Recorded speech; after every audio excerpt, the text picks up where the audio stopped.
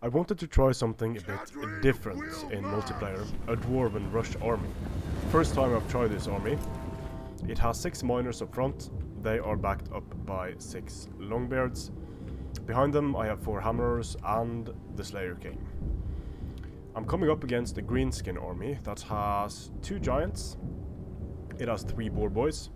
It has a front line of 6 savage orcs and 4 black orcs. So I have the infantry advantage, but if my opponent manages to swing around me with his boar boys, things can get ugly. I don't get charge defense against that if I'm engaged, so I need to stop that from happening somehow.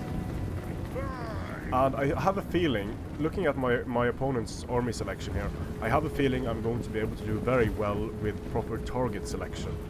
And I'll show you what that means as it happens here, because it's one of the reasons why I like a multi-lined approach to battle. It can get, unless your opponent knows what you're doing, it can be very frustrating to play against. So what I've done here, you can see I'm moving up my miners up front. This needs to be timed well, because if it's not timed well, then it won't work. So I've given attack orders from my longbeards onto the savage orcs. Unfortunately, I can't see where the savage orcs have attack orders on. Now it takes some time for the unit to move through the friendly unit. However, the savage orcs, I think they have attack orders on my miners.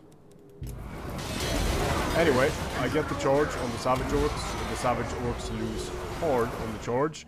All down the line you're going to see the savage orcs lose decisively and lose men from that unit or orcs from that unit on the charge. So my miners are just hanging around here. You probably know what the miners are waiting for. My opponent sees that his savage orcs are about to lose, so he's going to send in his black orcs. The miners, with their armor penetrating pickaxes, are wasted against savage orcs that don't have armor. They can be good against black orcs that have armor. So I'm also going to peel away some units to go and take care of the cavalry to give them a hard time. And I've also sent in Ungrim, Foeseeker, just to break the center a bit quicker, because I'm going to need to surround this giant. So now I'm giving attack orders on my miners, with my miners on the black orcs. Getting kills there.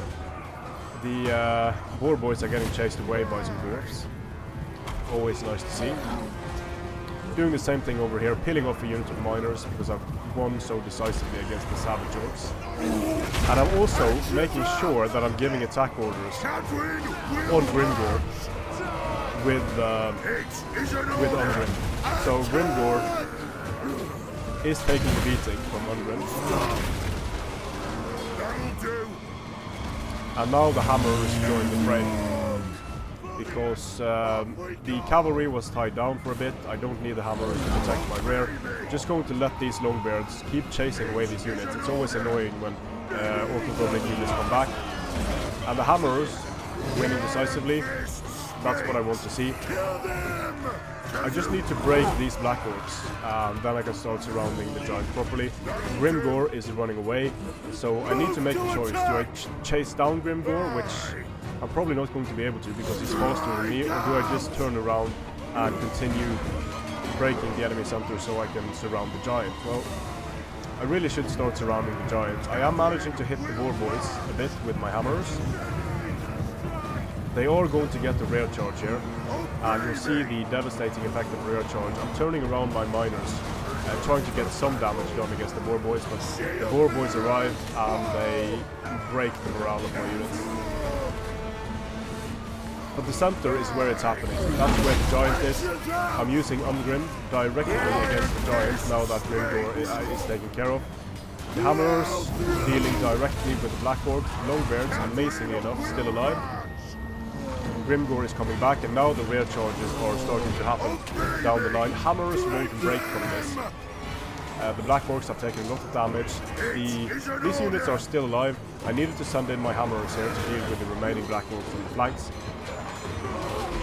So in this type of scenario, black orcs will get a lot of kills. But it doesn't really matter as long as those kills are on miners and my already depleted longbeards. This is about the late game with the hammers. The hammers that are fighting giants, giant. They're taking a lot of damage. I'm peeling off units, small defeated units, to go and take care of the war boys. I don't have a single unit with the bonus versus large in my army. With the layered approach, I had 3 lines of infantry, my opponent had 2 lines of infantry. So what I need to do here is win the infantry fight decisively and send the right units against the monsters. So the giant, double experience, but now it is starting to break. And that means I have a lot of units available.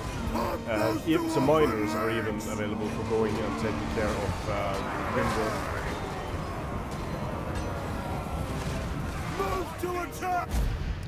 Pyrrhic victory for the dwarfs. Had a few miners left. You can see the Longbeards did a really good job against the Savage Orcs. The Savage Orcs didn't get too many kills in there. The Black Orcs get a lot of kills, but mainly against units that sort of had already done their job.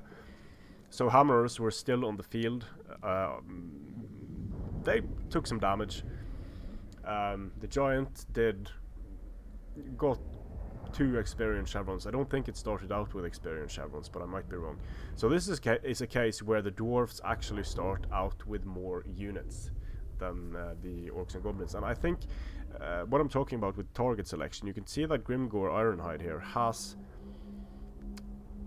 more kills than Ungrim Ironfist, and I'm pretty sure that Grimgor Ironhide had attack orders on a unit and not on Ungrim, whereas Ungrim had attack orders on Grimgor and the Giant, which meant that his men would have to pick up the slack in terms of kills, but it allowed him to deal the damage to the most important units. And since I had Hammerers available for killing off Black Orcs, the important units to kill here are Grimgor and the Giant. Everything else is just... The Boar Boys are annoying, but they were able to break some units there, but once the engagement started happening, my opponent didn't manage to flank around quickly enough, and if he had done that, things might have looked very different. Also, had he used his Giant in... Let's say he put his Black Orcs in a solid line in the center, with the Giant and the Black Orcs overlapping. That, I think, would maximize the Giant survivability in this scenario. Because in this case, I was able to beat back the Savages, I was able to send Hammerers against the Black Orcs, kill off Grimgor, and then the Giant got surrounded, and then you know what happens. Strength and honor.